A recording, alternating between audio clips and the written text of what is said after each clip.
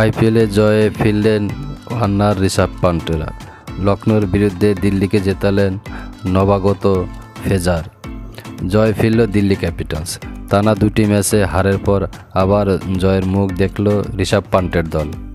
শুক্রবার একানা স্টেডিয়ামে তারা লখনৌ সুপার জায়ান্টকে হারিয়ে দিল 6 উইকেটে। দিল্লির জয় অবদান রাখলেন তরুণ ক্রিকেটার জ্যাক ফ্রেজার। যোগ্য সঙ্গ তো দিলেন প্যান্ট নিজেও।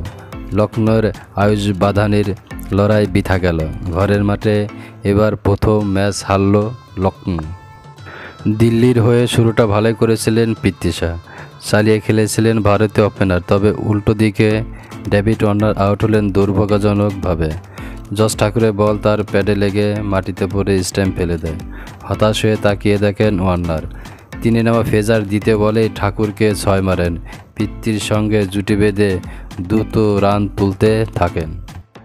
14তম ওভারেই অর্ধশত রান পূরণ করেন ফ্রেজার। তারপরের ওভারে আউট হয়ে যান। নবীনুল হকের বলে আরশাদ খানের হাতে ক্যাচ দেন। ভালো খেলেছিলেন ঋষভ পান্টও, কিন্তু উল্টো দিকে সঙ্গী ফিরে যাওয়ায় তার মনোযোগ নড়ে যায়। 16তম ওভারে রবি বিষ্ণুকে এগিয়ে এসে মারতে গিয়ে ফসকান। স্ট্যাম্প করেন কেএল রাহুল। 4টি 4 এবং 2টি 6-এর সাহায্যে 24 বলে 41 করেন ঋষভ পান্ট। তবে দিল্লির জয় তাতেও আটকায়নি।